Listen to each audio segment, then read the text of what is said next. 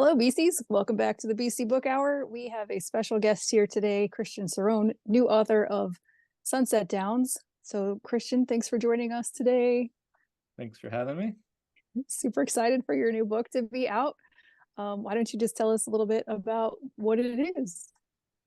It's it's a work of fiction, but it's based on many true events and real people that I met while hanging out with my big brother in the LA hard rock music scene. Takes place from 1984 to 1986, years that I was in high school.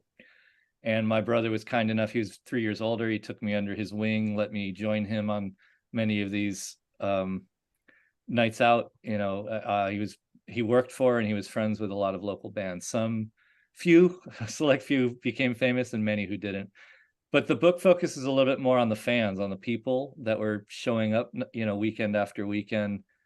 And I also just wanted to try to paint a very realistic picture of what Los Angeles was like at night in the 80s. There's a lot of nostalgia, I think, for that time. And I left LA in 2006, and I also wanted to just try to write, it's cliche, but like a love letter to my hometown.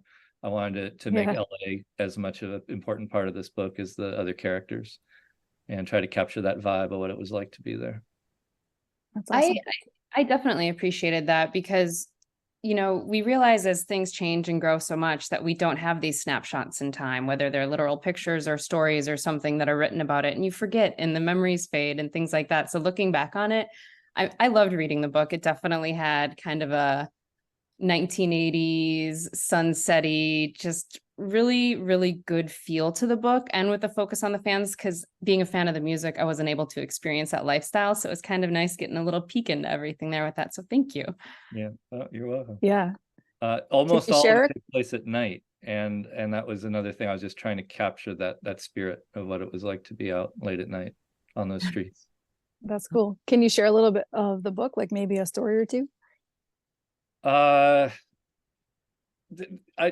People always want to know, like, what's it like with these musicians, and it's very, very few people I knew. There was so much talent in that city, and very few people I knew. Some amazingly talented people became famous and popular, and the ones that I did, it's kind of like, yeah, they're just an ordinary guy. I mean, there's nothing that would separate them from other people, but um being so close to that kind of talent, because the clubs were small, the Troubadour, I don't know what the capacity of that room is, but you feel like you're in a room with like 100, maybe 200 other people, and you're crowded right up against the stage, and to watch these amazing performers perform right in front of your face is just the shows themselves are memorable. And then knowing, like, wow, like I knew them when, those people went on to do great things.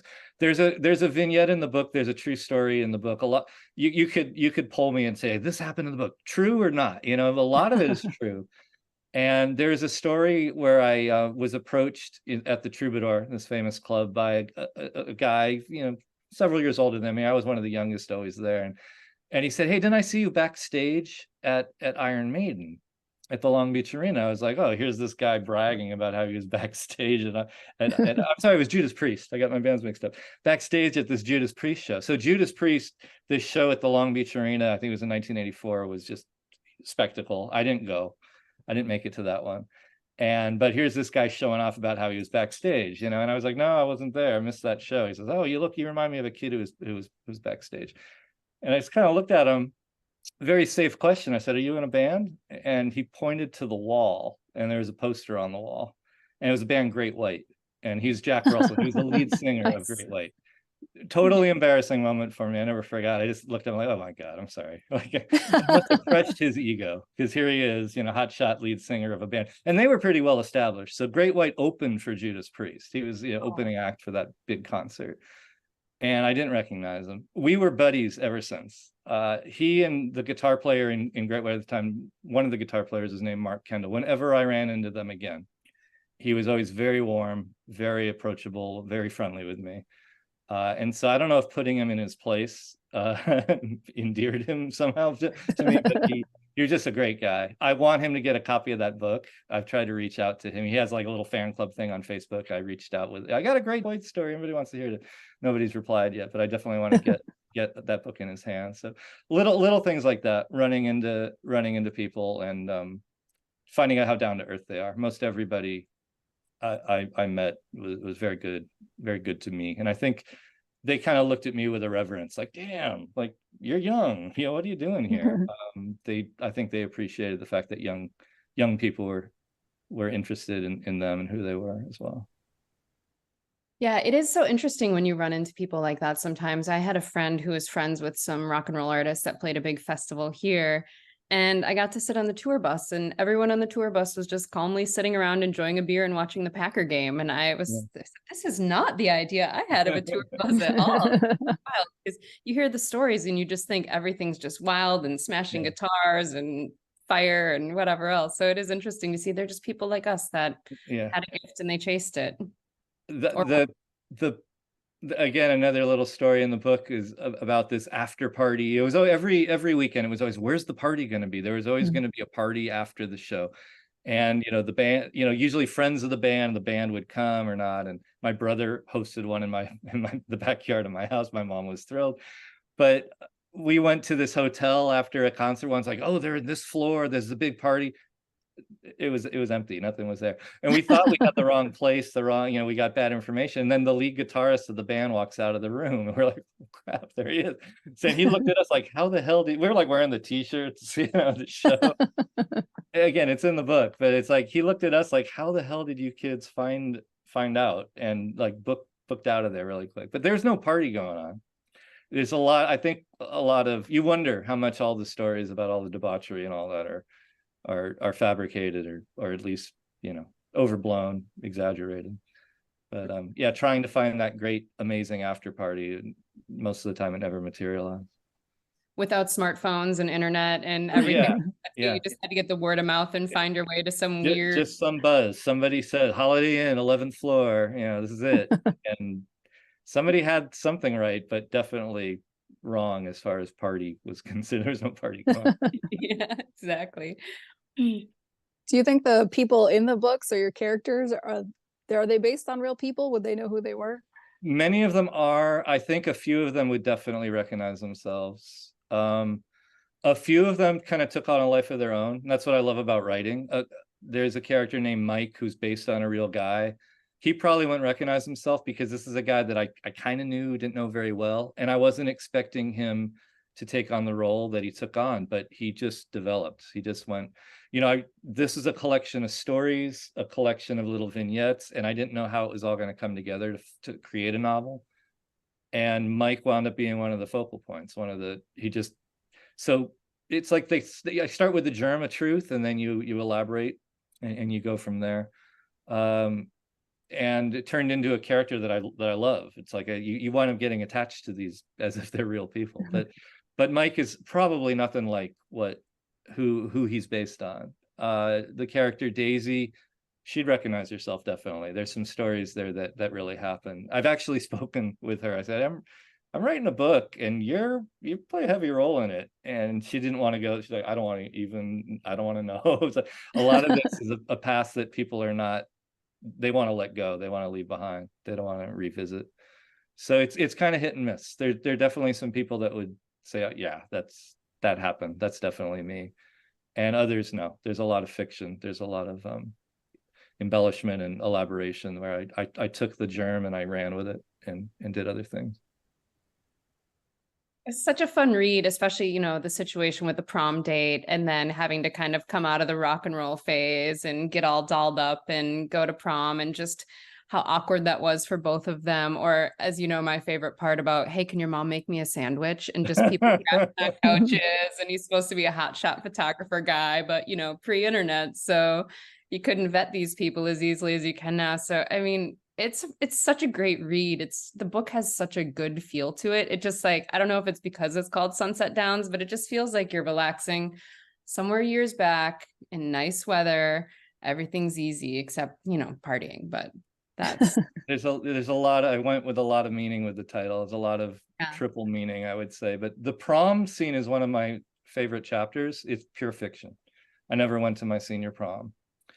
The germ of truth is that this young lady, who Daisy is based on, my brother, a couple chapters earlier, there's a conversation between, Glenn and Paul about, hey, Daisy said she'd go to the prom with you, should take her. It was a beautiful woman. Yeah. and like, show her off, take her there, and put all these other guys' jaws on the floor with this beautiful woman. And we kind of laughed about it, and that's the only truth. I never went. But I wanted to write what if I had. And it's probably the longest chapter in the book. And it was fun for me to just, Daisy had developed into who she was, and Paul had developed into who he was. They each had a voice, and to put them together and just let it go. And it came very quickly, very naturally. Make me a sandwich, 100% true. that was the after party that my brother hosted. And this guy had been banned. This is the character Bruce. He had been banned from my mother's home for being just a mooch. Bruce would recognize himself. The real Bruce. The names of the people are in there in the acknowledgments, but I will protect the guilty from acknowledging who they are here. But Bruce would recognize himself because he was a character, and so much surrounding Bruce was true. He writes himself. Oh. But yeah, I couldn't make that up. Hey, go make me a sandwich. That was Bruce to a T. And we've all had that friend or friends or whatnot. I remember my mom used to say, hey, our house isn't the gosh darn YMCA. Why don't you tell your friends to go home or something like that? So, even if we weren't in the, as I like to call it, hairband scene or, hard rock scene or whatever in the 80s, there's still so much relatable stuff in there that's really fun to read. I think couch surfing is timeless. And it is. Bruce is a career couch surfer. It's just like, I woke up one day and he was on the floor, and and it was like, that's that guy that's always taking the pictures, and yep, he hung out with us for a while till he wore out his welcome. No spoilers on why, but right. You'll have to read the book. Which a lot of is true as well. Yeah, a lot of Bruce's story arc is pretty accurate to reality. Yeah. So Christian, what is your background? Well, how did were you already a writer? You just picked up the pen and started writing this? It's funny because, in my bio, I dabbled is the word. I don't know how else to describe it. It's a very unromantic story. I remember playing around with a typewriter when I was a little kid, but I was never really driven. I was in the sports. I was outside. I was running around a lot. I was not much of a reader. My big skeleton in the closet, I became an English teacher, eventually a literature writing teacher, mostly high school. And my big skeleton in the closet was I was not a good language arts English student. I would get a C in my English class. I would get A's in math because it was just natural. It was easy for me. I wasn't driven. I wasn't a hard worker. Teachers would tell me it's like I would skate by and then I would turn in an essay and I would get a decent grade on it. And they would tell me like, you're a really good writer. And they didn't know I was, it's like, it sounded like I was really focused and bearing down and working hard at this. It was just like, no, it just came out. So I had enough clues in my upbringing that I had some talent. I was decent, but I never was driven to write and to be a writer. I think growing up in LA and being a part of this scene, actually, it beats a lot of ambition out of you because you see how hard it is to be successful. When I got out of college, I had no idea what I wanted to do, and I didn't turn to teaching until years later. And I thought, well, I like music and I like film, and I'll get involved in the entertainment industry. LA is the place for that. And everybody wants to do that. And it's just a rat race, and there's nepotism, and it's all about who you know. It's not about what you know. And I didn't know exactly what I wanted to do. And so it was like, let me just get my foot in the door somewhere. Give me a start. And nobody wanted to. There's no jobs to be had. This is like 91 when I graduated college. So I always shied away from that, like be the starving artist and devote your life to your craft and, pay your dues. And it was just more something that I did on the side. It wasn't until college I really developed an appreciation for literature, for writing. I started journaling, started to have teachers make me journal. And then the light went on. I think I took an extension course at UCLA. This is probably about 1994. 93, 94. I took a writer's extension course. It was around me enough that to make me wonder, like, I wonder if I could do this for a living, or I wonder if I could be a writer. And I took a class called Journaling into Fiction, and it was about how you can take real life events, you could journal and keep a diary and turn them into works of fiction. And how actually the big secret is authors are not these amazingly, incredibly creative people that just create all this stuff from scratch. Most of them have personal experiences and personal involvement in what they're writing about. And a lot of fiction is based on real things that have happened. And it's almost like it gave me permission, like, okay, because I never considered myself, I'm not this creative genius who like just develop a story and create a character. I'm more about, let me reflect on something that happened to me. Let me journal about something. Let me write this little poetic vignette about something I'm feeling or that I experience. And I would come up with little bits and pieces, and which the book kind of is. But that class gave me permission to actually work on that and understand it's totally fair to produce a work of fiction that's actually like 80% true. But always just kind of a hobby. Always. Then I got into teaching, and then I had no time. It's like when you're a teacher, you have no time to read anything. You have no time to write anything. You're just focusing on what you're teaching. You're reading other people's writing.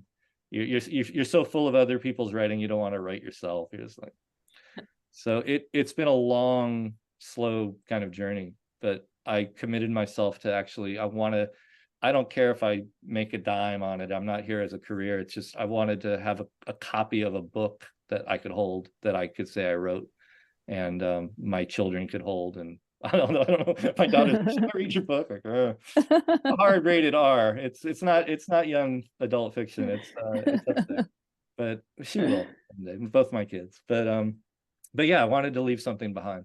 So well, congratulations. Yeah, thank you. You have done that. Tell us about the publishing process. How did that go for you? I have a great editor. My partner is also an amazing editor, and that really helped, again, kind of make this a realistic vision. I would say the book was finished years ago, like 2017, 2018, and it was kind of formally edited in 2019. I've sat on it. I've started another one. I'm about 3/4 of the way through another novel now. Oh, And cool. I kind of, again, it's like I shopped it around a little. I didn't really commit to the rat race of trying to find an agent and find a publisher and all that. I sent it out to whoever I tried to, and I didn't get anything back. I'm grateful for Wildebeest for making this happen. Everything about my writing is slow. It's when I get to it, and it's kind of a long, slow, tedious process. But it's about just committing to it and deciding, like, I've dug in this far, I got to keep going. I want to finish. And that's how I feel about the second book as well. It's I'm at a point now where it's like I want to just bear down and get it done. Hopefully, Awesome. turn it around faster than the first book. Yeah, well, you don't want to get burnt out and then start to resent your work as well, too, right? And so for me, because I always thought maybe I could be a writer, and I do my 17-page research papers the night before they were due in college and turn them in and get A's and things like that. But for me, it's just the hardest part is sitting down and getting started in it. So, I mean, if you do pull on experiences from your life, I'm sure it's kind of easier to take that and then just sort of zhuzh it a little bit and maybe, kind of make a prom date that didn't happen before and sort of rewrite your past a little bit and just make it a little bit more fun or serious or ridiculous or dumpster situations happening like they did in the book. Was the dumpster situation, did that really happen? No. Okay. The character no spoilers, but the character that it's based on really existed, and I think things didn't work out well for him, but I don't know any details. I don't know any details about it. So that was purely my own. That was out of my brain. Yeah. I feel I've learned a lot. Nothing fascinates me more than like sitting down and talking to a writer, and I've acknowledged a couple who I felt, again, giving me the permission, like making me feel like, okay, yeah, like I am on the right track. Like, yeah, I could be a writer. Like, yeah. Sandra Cisneros, I went and saw her speak. I'm a huge fan of hers. I used to teach some of her little vignettes in House on Mango Street, and I went and saw her speak at the LA Times Festival of Books. Again, when you live in LA, you're exposed to all these amazing opportunities to see artists, and this is an annual program. I don't know if they're still doing it, but they used to do it every year, an annual program where authors would come and speak. And she described her craft, and she said, I wake up in the morning, I sit down, I write for about 30-45 minutes, and that's it. She's done. Okay. And she's put together books. And I was like, that okay. because sometimes most of my writing is at night now, just because of my lifestyle. But but I have done that before. I've woken up in the morning, I've got a thought, I sat down and I've written, and about a half hour later, I'm feeling kind of drained and tapped out and just like, but I think like how the hell does Stephen King do all that? He must sit there for 8 hours a day, 9 to 5. He's a writer. That's what he does.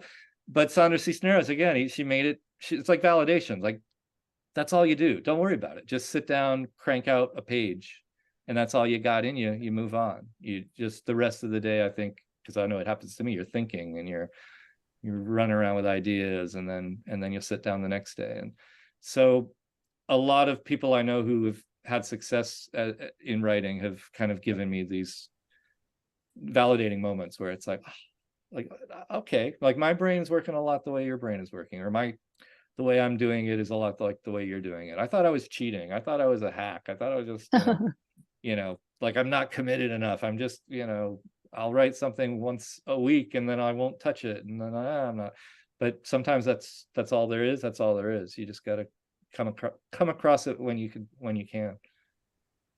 And it's really good advice for everybody too, because anyone can take a half an hour a day and sit down and write and check it out. It's not as daunting as it seems, oh, I'm going to have to just hammer out 15 chapters in 2 weeks or whatever it is. So that's a little bit more manageable. And you're so right about the permission when someone just tells you, yeah, you can do this. Why can't you? Because so many of us are victim to imposter syndrome and things like that too, where they're like, this is something I really want to do. And maybe my family told me not to, or maybe I thought I couldn't, or whatever it is. So 30 minutes, sit down, grab a pen and a journal and just go for it. I taught creative writing. I love working with students. And something that just stuck with me, I heard years ago, Richard Bach, I think, said it, Jonathan Livingston Seagull author. He said a difference between an amateur writer and a professional is that the professional didn't quit. Ooh. All I needed to hear. Like, all right, I'm not going to quit. I'm going to get this book finished. And hey, I'm a professional writer now. But in other words, it's not like I'm not a professional basketball player. I'll never be one. There's a difference there. But writing, there's amateur writers, and if you just dedicate yourself and work harder, you could be a pro. It's not. I don't think it's that hard if you've got the drive and you just commit to getting something complete. Mm-hmm. That's awesome. Yeah. Well, we are pretty much at the end of the time for the interview. Is there anything else you want to talk about that we didn't mention? Not really. I look forward to getting this in the hands primarily of folks that grew up in LA like I did. I think I would, the thing that would warm my heart the most is just somebody from Seattle, born in the year 2000, could read this and say, this book was cool. I really like that. That would be amazing. But I can't wait for people of my age who are down there among that scene, and again, we're going to get in touch with a lot of them. I can't wait for them to see it, so we could all kind of drive this nostalgic train together. And just looking forward to sort of a debut where I could expose these stories to the people that were much more attached to those events in those days. Do you have plans to head down to LA with a couple boxes of books to do a little bit of a launch party, right? I'm hoping. Yeah, it's in its early stages, but I would think the Rainbow Bar and Grill right there on Sunset Boulevard, where the parking lot, we called it the parking lot between the Roxy Theater and the Rainbow, where a lot of these late night shenanigans took place. It would be the perfect venue, and you get the old crowd back. And my brother's still in touch with a lot of people. I'm terrible at keeping in touch with people, but my brother is. And it would be great to have a get together, with all these people and have a little launch party. That would be awesome. Maybe even like an open jam session there. People can bring their guitars or whatnot. If they'll have it, yeah. Yeah, right? Yep. That'd be wonderful. Congratulations on everything. I loved reading your book. It is awesome. Keep us posted on what you're doing.